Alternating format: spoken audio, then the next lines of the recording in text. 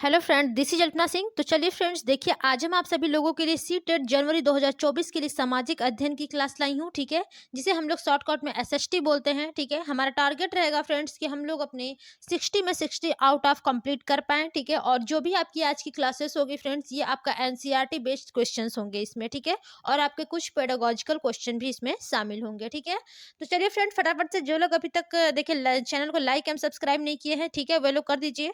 हमारा चैनल है learn with Alpana. I hope आप सभी लोग अपनी तैयारी जो है वो पूरी बेहतरीन तरीके से कर रहे होंगे फ्रेंड्स। ठीक है, इसी में हम आप लोगों को डेली के डेली आपने जो एसएसटी है, सीडीपी है और आपके हिंदी है, ठीक है, इन तीनों सब्जेक्ट के हम आप लोगों को क्वेश्चन पेपर सीरीज चला रहे हैं, जिसमें हम आप सभी लोगों को क्वेश्चन सॉल्व कराते हैं। ठीक है, तो फ्रेंड्स कंटिन्यू आप लोग चैनल पर बने रहिए। ठीक है, लाइक सब्सक्राइब शेयर अपने सभी दोस्तों को करते रहिए। ठीक है, अपने व्हाट्सएप ग्रुप चैनल पे, ठीक है, और इंस्टा पे, अपने फेसबुक पे और आपके टेलीग्राम चैनल पर। ठीक है, सभी से जुड़िए, सबको हेल्प दीजिए। ठीक है, और अपनी तैयारी बेखूबी तरीके से करिए। देखिए वैकेंसी आपकी 2024 में भरपूर आने वाली है। ठीक है, संभावना पूरी पूरी बन रही है। देखिए फिलहाल आपकी छत्तीसगढ़ में पुलिस की वैकेंसी आई है, यहाँ पर भी आपके यूपी में 60,000 आपके जो है पुलिस की वैकेंसी वो आने वाली है, यानी कि आ ही गई है, समझ लीजिए नोटिफिकेशन आ गया है, तो वैकेंसी आने में लेट नहीं है। ठीक है, केवल टीचर की वैकेंसी अब यूपी में बाकी है, वो भी बहुत जल्द देखने को मिलेगी। सबसे पहले आपका काम है फ्रेंड्स कि आप लोग अपने जो सी टेट है, ठीक है, इसमें पहले आप लोग क्वालिफाई हो जाएं,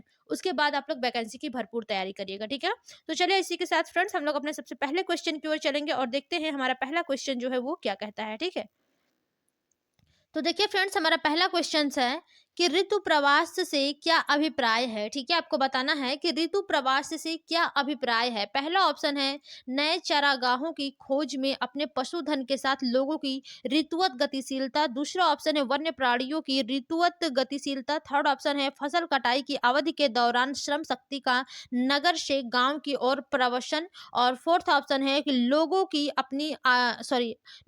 अपनी जीविका के लिए ऋतुवत गतिशीलता। तो देखिए फ्रेंड्स, जो आपके ऋतु प्रवास होता है, ठीक है, इससे क्या अभिप्राय होता है फ्रेंड्स। तो इससे देखिए जो अभिप्राय होता है वो ये होता है कि जो नए चारागाह हैं, ठीक है, इनकी खोज में अपने पशुधन के साथ लोगों की ऋतुवत गतिशीलता जो होती है, ये आपके ऋतु प्रवास से अभिप्राय होता है यही। ठीक है, तो जो राइट ऑप्शन होगा फ्रेंड्स, तो आपका ऑप्शन नंबर फर्स्ट होगा। और इसी में देखिए फ्रेंड्स, जो आपके ऋतु प्रवास होता है ये दो विभिन्न जलवायु दशाओं वाले क्षेत्रों में होता है, यानी कि सामान्यतः पशु चारकों द्वारा अपने पशुओं के साथ मौसम परिवर्तन के अनुसार किए जाने वाला ये प्रवास है। ठीक है, तो यहाँ पर जो राइट ऑप्शन बनेगा ऑप्शन नंबर फर्स्ट ही बिल्कुल करेक्ट होगा। ठीक है, चलिए अगले क्वेश्चन की ओर चलते हैं, देखते हैं क्या है हमारा अगला क्वेश्चन। ठीक है, देखिए अगला क्वेश्चन है फ्रेंड्स, आपको सही जोड़े का मिलान करना है। ठीक है, क्वेश्चन है आपका कि निम्नलिखित के सही जोड़े बनाइए। पहला है देखिए यहाँ पर शैलों के प्रकार, ऊपर इधर दिया है उदाहरण। ठीक है, यानी कि देखिए अंतर्भेदी आग्नेय शैल, बहिर्भेदी आग्नेय शैल, अवसादी शैल, कायांतरित शैल। ठीक है, इसको आप लोग फ्रेंड्स 1 to 4 यानी कि 4 आपके दिए गए हैं, चूना पत्थर, बलुआ पत्थर, बेसाल्ट और ग्रेनाइट। ठीक है, तो किसका कौन सा उदाहरण है उसमें आपको मिलाना है। ठीक है, तो सबसे पहले फ्रेंड्स हम लोग देखेंगे अंतर्भेदी आग्नेय शैल जो होता है। ठीक है, तो ये फ्रेंड्स आपका जो इसका उदाहरण होगा अंतर्भेदी आग्नेय शैल का, इसका उदाहरण आपका ग्रेनाइट होता है। ठीक है, और जो आपका बहिर्भेदी आग्नेय शैल होता है फ्रेंड्स, इसका उदाहरण आपका बेसाल्ट होता है। ठीक है, बेसाल्ट। और जो अवसादी शैल होते हैं फ्रेंड्स, ठीक है, जो अवसादी शैल का उदाहरण होगा वो आपका बलुआ पत्थर होगा। ठीक है, बलुआ पत्थर। और जो कायांतरित शैल होगा वो आपका चूना पत्थर होगा। ठीक है, एक बार ध्यान से देखिएगा फ्रेंड, जो अंतर्भेदी आग्नेय शैल है फ्रेंड्स वो ग्रेनाइट उसका उदाहरण है। ठीक है, अवसादी शैल का जो उदाहरण है वो आपका बलुआ पत्थर। ठीक है, पहला है, सेकंड है आपका बहिर्भेदी आग्नेय शैल, तो इसका बेसाल्ट होगा उदाहरण। अवसादी शैल जो होगा उसका चूना पत्थर। और जो कायांतरित शैल होता है उसका जो ऑप्शन होगा यानी कि उदाहरण होगा वो आपका बलुआ पत्थर होगा। ठीक है, तो पहला का देखिए फ्रेंड्स फोर्थ, तो देखिए पहले चौथे ऑप्शन में दिया है पहला का फोर्थ, तो यही ऑप्शन आपका बिल्कुल सही होगा, बाकी कुछ आपको मिलान करने की जरूरत नहीं है। ठीक है, बाकी हमने आपको सब बता दिया है। चलिए अगले क्वेश्चन की ओर चलेंगे, यहाँ पर राइट ऑप्शन फोर्थ था आपका। ठीक है, देखिए क्वेश्चन है आपका फ्रेंड्स कि निम्नलिखित क्षेत्रों में से किसमें चीनुक स्थानीय पवन चलती है। ठीक है, कौन से स्थान में यानी कि किसमें चीनुक स्थानीय पवनें चलती है। प्रेयरी में, शवाना में, पंपास में या फिर वेल्ड में। तो देखिए फ्रेंड, जो आपका प्रेयरी है, ठीक है, यहाँ पर आपके चीनुक स्थानीय पवनें चलती हैं। ठीक है, प्रेयरी में। और प्रेयरी कहाँ पर है फ्रेंड्स, ये आपका मध्य अमेरिका में है ना। ठीक है, ये आपका देखिए जो चिनूक यानी कि जो चिनूक नामक स्थायी पवनें होती है फ्रेंड्स, ये आपकी प्रेरी घास के मैदान में चलती है, ठीक है। यह आपके उत्तरी अमेरिका में है, ठीक है, अमेरिका, हाँ हाँ ठीक है। देखिए फ्रेंड्स, ये आपके उत्तरी अमेरिका के रॉकी पर्वत श्रेणी की पूर्वी ढाल पर अल्बर्टा, पश्चिमी इस सक्सेचुआन, ठीक है, तथा मोन्टाना राज्यों में ढालों से नीचे की ओर शुष्क व गर्म दक्षिणी पश्चिमी पवनें प्रवाहित होती हैं, ठीक है। और ये जो पवन होता है फ्रेंड्स, ये आपके अमेरिका के प्रेरी मैदान में चलते हैं, ठीक है। यह पशुपालकों के लिए लाभदायक होती है और इस पवन के कारण बर्फ पिघल जाती है, जिससे चारागाह बर्फ मुक्त हो जाती हैं, ठीक है। तो यहाँ पर जो राइट ऑप्शन होगा फ्रेंड्स, ऑप्शन नंबर आपका फर्स्ट बिल्कुल करेक्ट है। दूसरा सॉरी, ठीक है। देखिए अगला क्वेश्चन है आपका कि वायुमंडलीय परतों में से कौन सी परत रेडियो प्रसारण में सहायता करती है, ठीक है। यानी कि कौन सी वायुमंडलीय परतों में से रेडियो प्रसारण में सहायता करती है। पहला ऑप्शन है क्षोभ मंडल, दूसरा है मध्य मंडल, तीसरा है बाह्य मंडल और चौथा है समताप मंडल, ठीक है। तो देखिए फ्रेंड, जब बात की जाती है आपकी कि वायुमंडलीय परतों में कौन सी परत रेडियो प्रसारण में सहायक होती है, ठीक है, तो वो आपका बाह्य मंडल में होता है, ठीक है। यानी कि जो राइट ऑप्शन बनेगा, ऑप्शन नंबर थर्ड आपका बिल्कुल करेक्ट होगा, ठीक है। देखिए फ्रेंड, जो वायुमंडलीय परतों में आपका आयन मंडल होता है वो आपका रेडियो प्रसारण में सहायता करता है, ठीक है।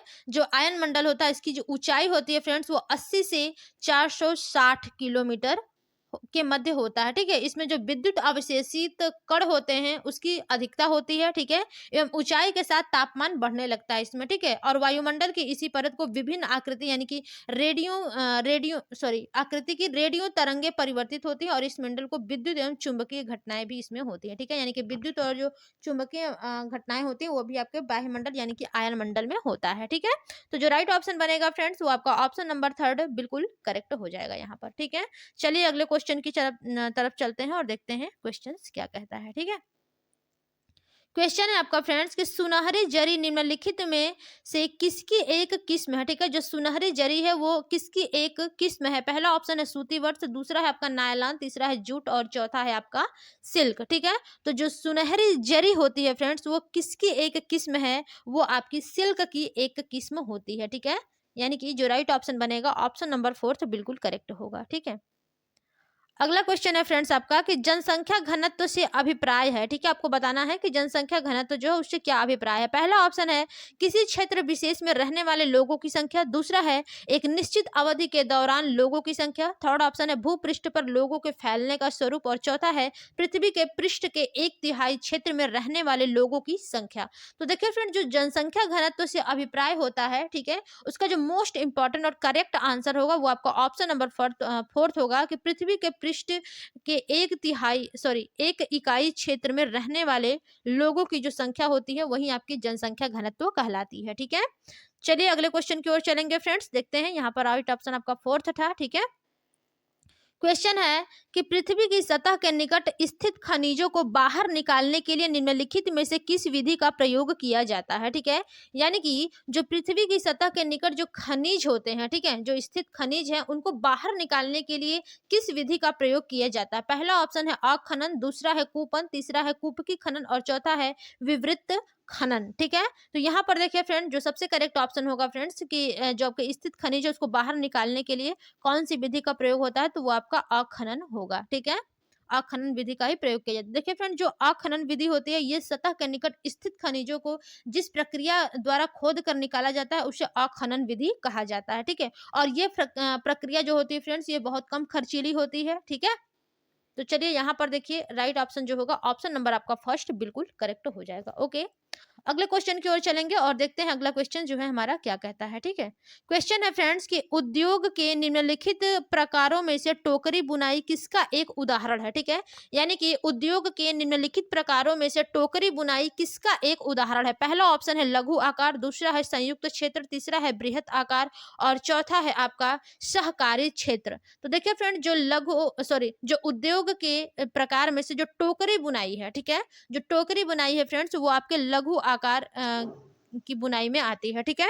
यानी कि जो लघु आकार का उद्योग होता है उसमें टोकरी बुनाई आती है, ठीक है। तो चलिए और देखिए फ्रेंड, जो लघु आकार का उद्योग होता है उसमें टोकरी बुनाई हो जाएगा, ठीक है। सिलाई कढ़ाई जो भी ये सब होते हैं ये आपके लघु आकार में होते हैं, ठीक है। और जो बृहद उद्योग होता है फ्रेंड्स उसमें जैसे कि आपका, चलिए अच्छा इसके क्लास हम बाद में बताएंगे आप लोगों को, ठीक है। अभी ये फिलहाल के लिए हम लोग क्वेश्चन डिस्कस करेंगे, ठीक है। तो यहाँ पर देखिए जो टोकरी बुनाई के लिए है वो लघु आकार के उद्योग में आते हैं, ठीक है, यानी कि लघु आकार का ही उद्योग है, ठीक है।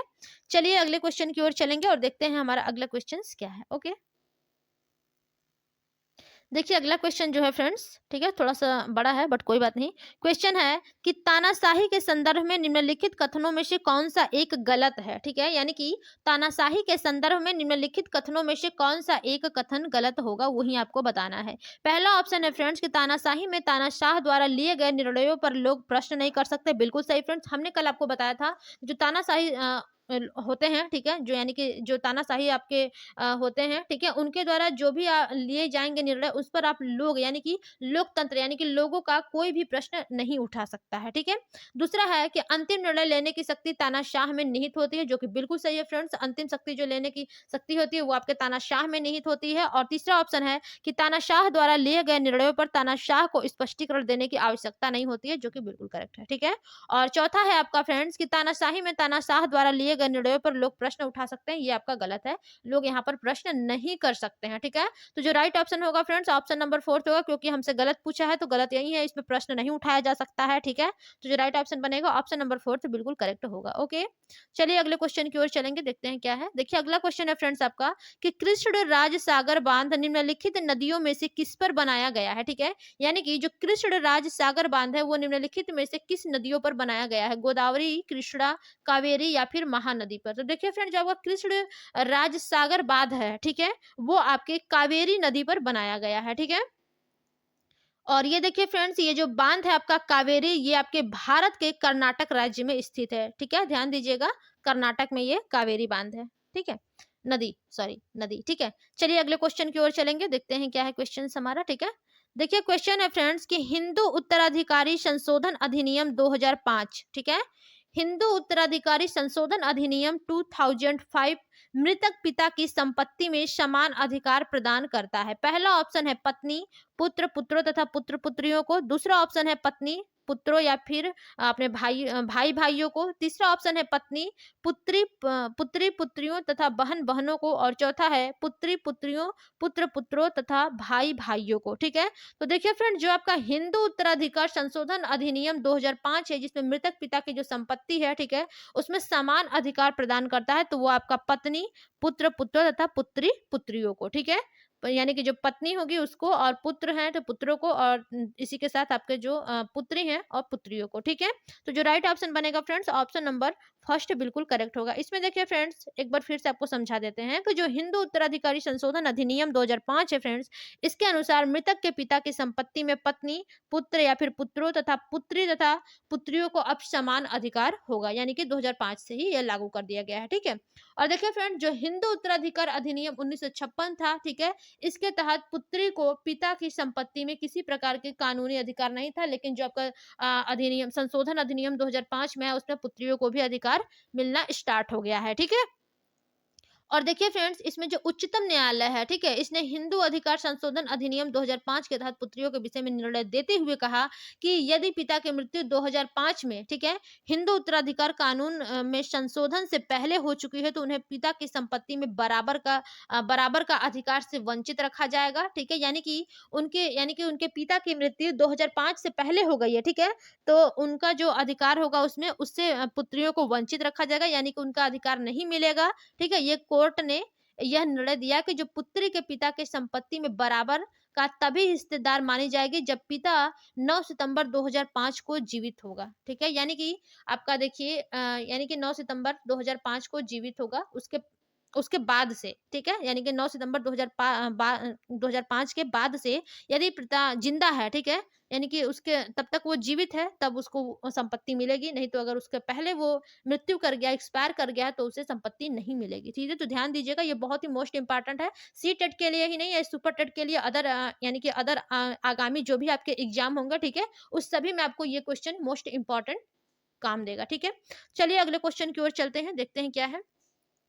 क्वेश्चन है आपका कि भारतीय राष्ट्र राज्य का वर्णन करने के लिए विविधता में एकता मुहावरा इन राष्ट्रीय नेताओं में से किसने दिया है? विविधता में एकता किसने दिया है फ्रेंड्स? सरदार वल्लभ भाई पटेल ने, पंडित जवाहरलाल नेहरू ने, बाल गंगाधर तिलक ने, या फिर महात्मा गांधी ने? तो देखिए फ्रेंड, जो विविधता में एकता मुहावरा है, ठीक है, ये किन नेताओं ने दिया है? तो ये आपके पंडित जवाहरलाल नेहरू जी के द्वारा दिया गया है। ठीक है, इन यानी कि ठीक है, देखिए ये पंडित जवाहरलाल नेहरू के द्वारा ये दिया गया है। फ्रेंड्स देखिए, इस मुहावरे का क्या आशय होता है कि जो भारत है वो विविधता से भरा हुआ देश है। ठीक है, यहाँ अनेक जाति समुदाय, ठीक है, समुदाय के जाति धर्म गरीब अमीर, ठीक है, आदि लोग रहते हैं। ठीक है, और यानी कि इन लोगों को राष्ट्र के प्रति एक होने की भावना को इस मुहावरे के द्वारा प्रेरित किया गया है कि विविधता में एकता। विविध यानी कि विविध आपके जाति धर्म गरीब अमीर लोग हैं, लेकिन फिर भी उनमें एकता पाई जाती है। ठीक है, तो यहाँ पर पंडित जवाहरलाल नेहरू ने इस मुहावरे को दिया है। ठीक है, विविधता में एकता। चलिए, सेकंड ऑप्शन बिल्कुल करेक्ट है फ्रेंड्स। अगले क्वेश्चन की ओर चलेंगे, देखते हैं क्या है।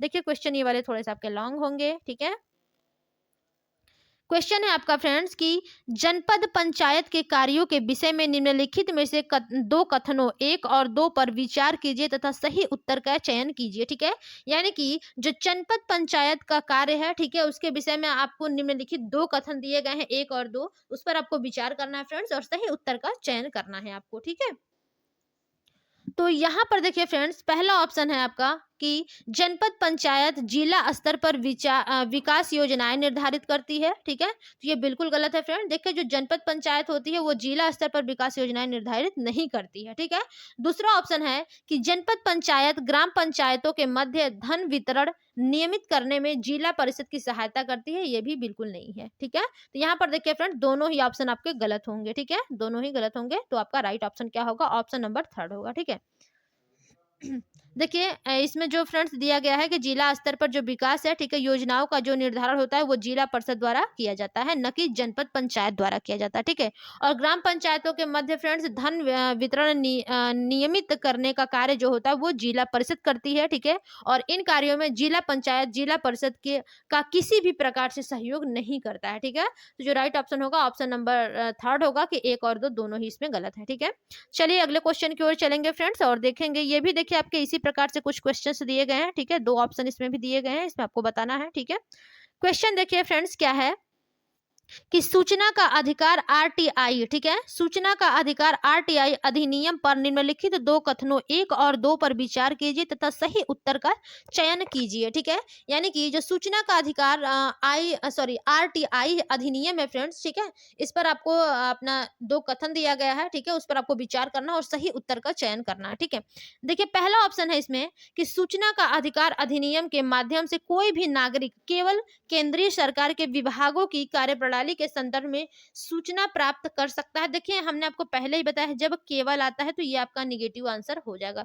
संदर्भ भले ही है लेकिन केवल है तो ये आपका निगेटिव होगा। ठीक है, ज्यादा जोर डालने की जरूरत नहीं है। दूसरा ऑप्शन है कि सूचना का अधिकार अधिनियम के अंतर्गत सूचना प्राप्त करने के लिए नागरिक को किसी स्तर के किसी न्यायालय से पहले याचिका दाखिल करनी पड़ती है। ऐसा बिल्कुल नहीं है। यहाँ पर भी फ्रेंड्स दोनों ही ऑप्शन आपके गलत है। तो देखिए, 3rd ऑप्शन दिया गया है कि 1 और 2 दोनों गलत है, तो यही आपका सही होगा क्योंकि ये दोनों गलत ही हैं। ठीक है, तो चलिए अगले क्वेश्चन की ओर चलेंगे और देखेंगे हमारा अगला क्वेश्चन क्या है। ठीक है, क्वेश्चन है फ्रेंड्स आपका कि सुल्ताना का स्वप्न नामक कहानी की लेखिका इनमें से कौन सी थी? ठीक है, यानी कि जो सुल्ताना का स्वप्न नामक कहानी है, ठीक है, इसकी लेखिका इनमें से कौन थी? पहला ऑप्शन है मुमताज अली, दूसरा है राज सुंदरी, तीसरा ऑप्शन है पंडित रामाबाई, और चौथा है रुकैया सखावत हुसैन। ठीक है, तो देखिए फ्रेंड, जो सुल्ताना का स्वप्न नामक कहानी की लेखिका है, ठीक है, वो आपकी रुकैया सखावत हुसैन है। ठीक है, देखिए फ्रेंड्स, ये लेखिका जो है वो बंगाल की रहने वाली थी। ठीक है, इन्होंने इस कहानी को अंग्रेजी में लिखी थी। ठीक है,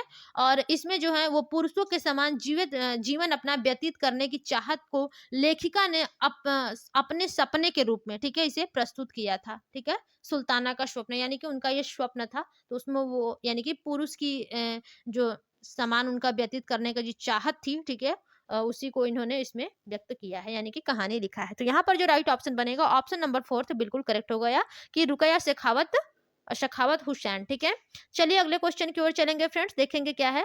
देखिए क्वेश्चन है आपका कि गुलामगिरी नामक पुस्तक इनमें से किसने लिखी, ठीक है। जो गुलामगिरी नामक पुस्तक है फ्रेंड्स वो किसने लिखा है? पहला ऑप्शन है ज्योतिबा फूले, दूसरा है श्री नारायण गुरु, और तीसरा ऑप्शन है डॉक्टर बी आर अम्बेडकर, और चौथा है रामास्वामी पेरियार, ठीक है।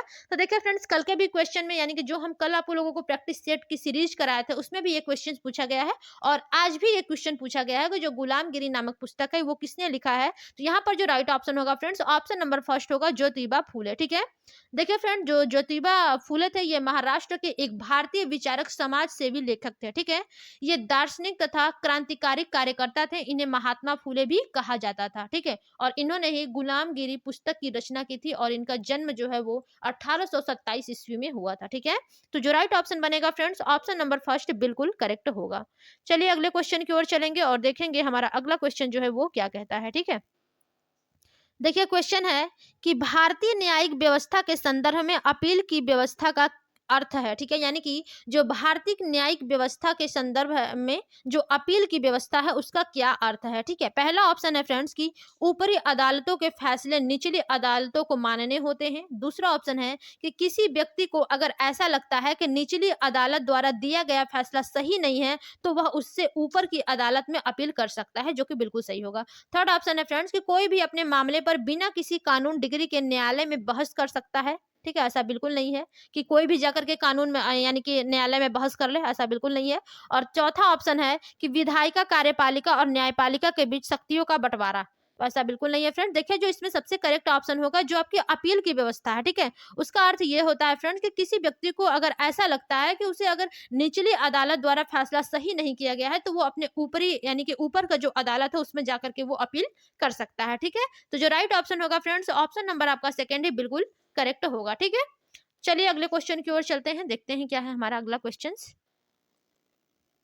देखिए अगला क्वेश्चन है फ्रेंड्स कि सरकार के कार्यपालिका अंग से अभिप्राय है, ठीक है। यानी कि जो सरकार की कार्यपालिका अंग है उससे क्या अभिप्राय है। पहला ऑप्शन है लोगों का समूह जो कानूनों को लागू करने और शासन चलाने के लिए उत्तरदायी है। दूसरा ऑप्शन है उच्चतम न्यायालय तथा उच्च न्यायालयों के न्यायाधीश। थर्ड ऑप्शन है फ्रेंड्स कि देश का प्रत्येक नागरिक जो सार्वभौमिक वयस्क मताधिकार का उपयोग करता है। और फोर्थ ऑप्शन है निर्वाचित प्रतिनिधि। तो देखिए यहाँ पर आपसे क्वेश्चन पूछा गया है कि सरकार के कार्यपालिका अंग से, ठीक है, कार्यपालिका अंग से अभिप्राय है। तो देखिए जो कार्यपालिका अंग से अभिप्राय होगा फ्रेंड्स वो ये होगा कि लोगों का समूह जो कानूनों को लागू करने और शासन चलाने के लिए उत्तरदायी है, ठीक है। यहाँ पर जो राइट ऑप्शन बनेगा फ्रेंड्स, ऑप्शन नंबर फर्स्ट ही बिल्कुल करेक्ट होगा। ओके चलिए अगले क्वेश्चन की ओर चलेंगे और देखते हैं अगला क्वेश्चन क्या है, ठीक है। देखिए अगला क्वेश्चन है फ्रेंड्स कि संविधान का अनुच्छेद 22 सुनिश्चित करता है, ठीक है। जो संविधान का अनुच्छेद यानी कि आर्टिकल जो 22 है वो क्या सुनिश्चित करता है। पहला ऑप्शन है शोषण के विरुद्ध अधिकार, ठीक है। दूसरा है शिक्षा का अधिकार। तीसरा है गिरफ्तारी के दौरान हिरासत में दुर्व्यवहार से बचने का अधिकार। और चौथा है कि संवैधानिक उपचार का अधिकार। तो देखिए फ्रेंड जो आपका संविधान यानी कि जो आपके संविधान का आर्टिकल 22 है 22 है, ठीक है, ये सुनिश्चित करता है कि गिरफ्तारी के दौरान या हिरासत में दुर्व्यवहार करने से बचने का अधिकार है ये, ठीक है। ये आपका आर्टिकल 22 में कहता है, ठीक है। तो यहाँ पर जो राइट ऑप्शन होगा फ्रेंड्स, ऑप्शन नंबर थर्ड बिल्कुल करेक्ट हो जाएगा, ठीक है। चलिए अगले क्वेश्चन की ओर चलेंगे और देखते हैं अगला क्वेश्चन क्या कहता है। क्वेश्चन है कि लोकसभा में सत्ताधारी दल का मुखिया इनमें से कौन होता है। यानी कि जो लोकसभा में सत्ताधारी दल का मुखिया जो होता है वो कौन होता है। पहला ऑप्शन है प्रधानमंत्री, दूसरा अध्यक्ष, तीसरा है उपराष्ट्रपति, और चौथा है आपका राष्ट्रपति। तो देखिए फ्रेंड जब लोकसभा की बात आती है, ठीक है, जो लोकसभा में सत्ताधारी दल का मुखिया होता है वो आपका प्रधानमंत्री होता है, ठीक है। जो राइट ऑप्शन होगा ऑप्शन नंबर फर्स्ट बिल्कुल करेक्ट होगा, ठीक है। ये आपके फ्रेंड्स आर्टिकल 74 में स्पष्ट रूप से यानी कि बोल दिया गया है कि जो मंत्रिपरिषद का अध्यक्ष तथा संचालन होगा वो प्रधानमंत्री द्वारा ही होता है, ठीक है। प्रधानमंत्री योजना नीति आयोग का अध्यक्ष होता है, ठीक है। तो यहाँ पर जो राइट ऑप्शन बनेगा वो आपका ऑप्शन नंबर फर्स्ट बिल्कुल करेक्ट होगा, ठीक है। चलिए अगले क्वेश्चन की ओर चलेंगे और देखते हैं हमारा अगला क्वेश्चन क्या कहता है। देखिए क्वेश्चन है फ्रेंड्स कि उच्च प्राथमिक स्तर पर सामाजिक विज्ञान के स्वरूप पर निम्न तीन कथनों पर विचार कीजिए। ठीक है, उच्च प्राथमिक स्तर पर जो सामाजिक विज्ञान के स्वरूप हैं, ठीक है, तीन कथनों पर आपको विचार करना है। तो देखिए फ्रेंड, जब तीन कथनों की बात आ रही है, आपको ये तीनों ऑप्शन पढ़ लीजिए एक बार, या फिर पढ़ने की जरूरत भी नहीं है। जब तीन कथनों की बात की गई है तो यहाँ पर देखिए दो है, यहाँ पर भी दो है, यहाँ पर तीन है और यहाँ पर दो है। तो देखिए एक ही कथन में तीन है तो हमको पढ़ने की कोई आवश्यकता नहीं है। जो तीन में है वही ऑप्शन आपका बिल्कुल करेक्ट होगा। ठीक है, तीन कथनों की बात की गई है, बाकी सब में देखिए दो दो दो दिया है, केवल एक ही में तीन दिया है, तो पढ़ने की जरूरत नहीं है। आप लोग पढ़ सकते हैं, पढ़ना हो तो ठीक है, स्क्रीनशॉट ले लीजिएगा इस पेपर का। एक बार क्वेश्चन पेपर को समझिएगा कि क्वेश्चन पूछा क्या है। ठीक है, तीन कथनों को पूछा है, तो देखिए यहाँ पर तीन कथन है तो हमने इसको करेक्ट मान लिया। ठीक है, चलिए अब हम लोग अपने अगले क्वेश्चन की ओर चलेंगे। कभी कभी कुछ ट्रिक भी काम आ जाते हैं, ठीक है, पेपर में।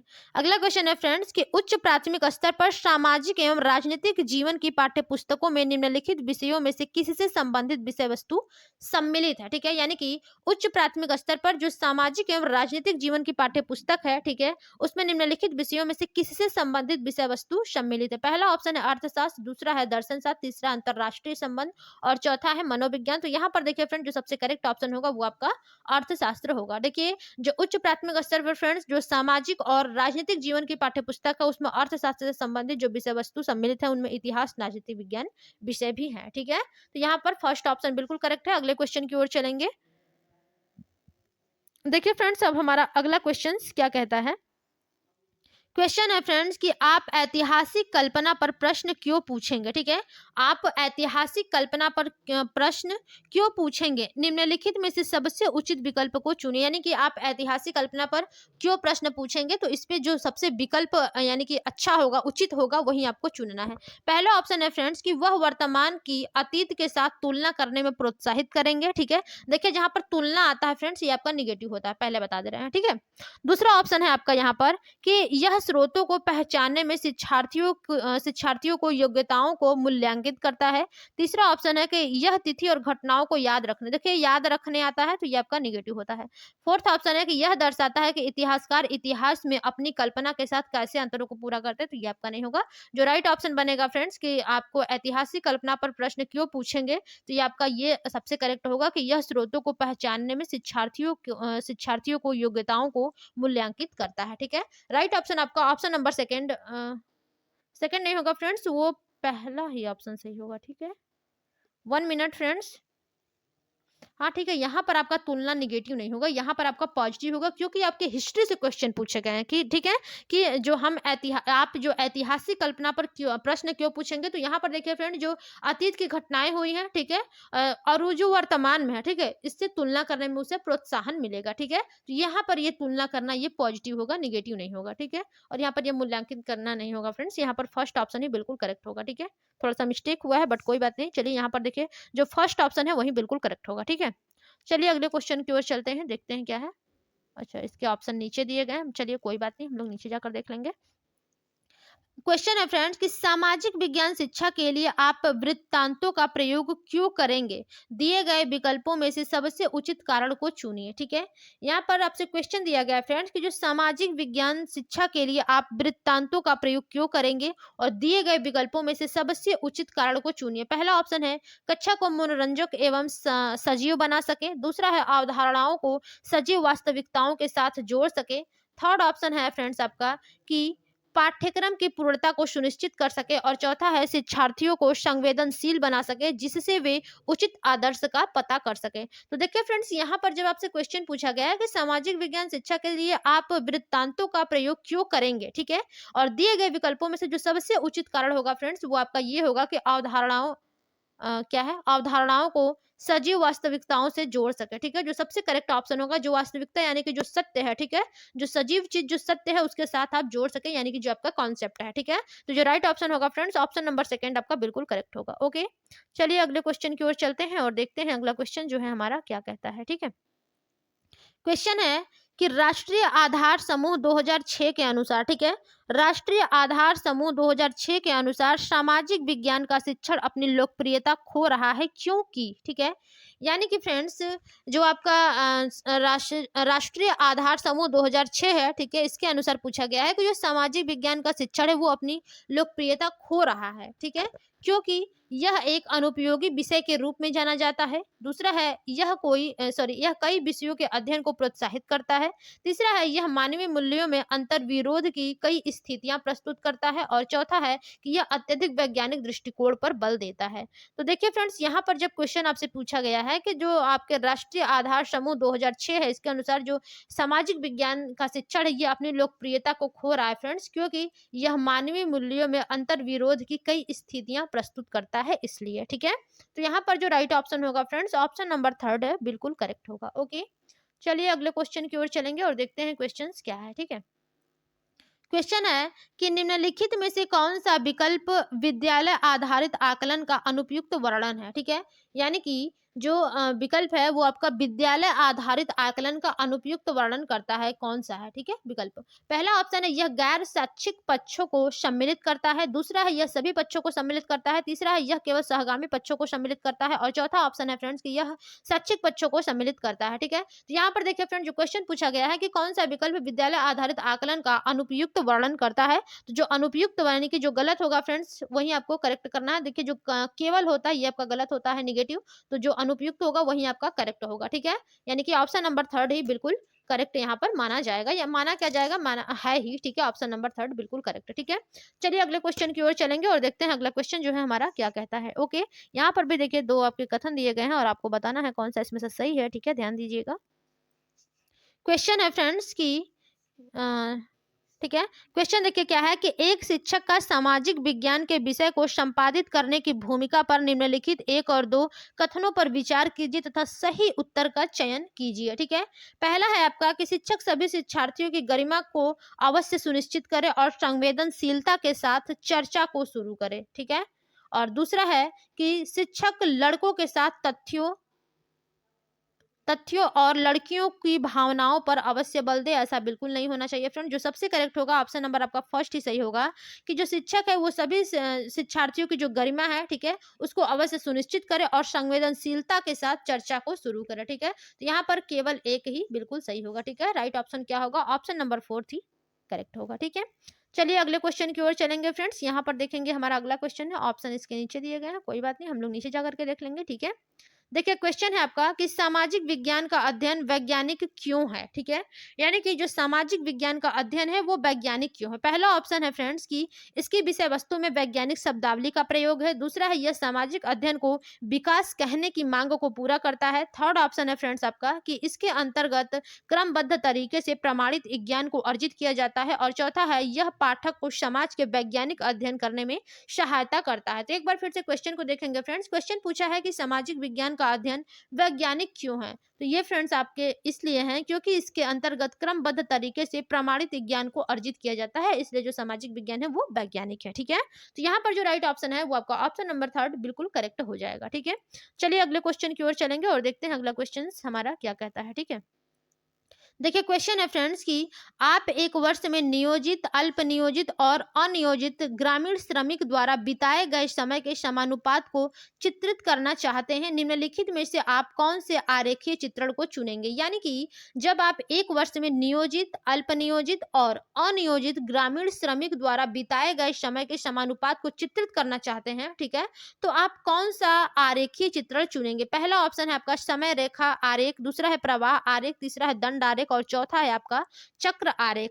तो देखिए फ्रेंड्स, यहाँ पर जब एक वर्ष की बात की गई है, ठीक है, तो यहाँ पर जो एक वर्ष में नियोजित, अल्प नियोजित और अनियोजित ग्रामीण श्रमिकों द्वारा बिताए गए जो समय समानुपात को चित्रित करता है फ्रेंड्स, वो आपके चक्र आरेख चित्रण में होगा। ठीक है, यानी कि जो राइट ऑप्शन बनेगा ऑप्शन नंबर आपका फोर्थ बिल्कुल करेक्ट होगा। ठीक है, चक्र आरेख को देखिए फ्रेंड्स चुनेंगे ही हम। ठीक है, क्योंकि देखिए चक्र आरेख एक प्रमुख द्विमुखी आरेख होता है जिसके द्वारा सांख्यिकीय आंकड़ों को आसानी से प्रदर्शित किया जा सकता है। ठीक है, तो इसलिए हमारा जो राइट ऑप्शन बनेगा ऑप्शन नंबर फोर्थ बिल्कुल करेक्ट होगा। ठीक है, चलिए आज के हम लोग टॉप 30 के 60 क्वेश्चन यानी कि लास्ट क्वेश्चन देखेंगे। ठीक है, देखिए क्वेश्चन है फ्रेंड्स आपका कि शिक्षार्थियों का सामाजिक विज्ञान विषय में कला के माध्यम से आकलन करने का सबसे उचित कारण चुनिए। ठीक है, यानी कि जो शिक्षार्थियों का सामाजिक विज्ञान विषय में जो कला के माध्यम से आकलन करने का जो सबसे उचित कारण है, ठीक है, जो सबसे उपयुक्त कारण है वही आपको चुनना है। पहला ऑप्शन है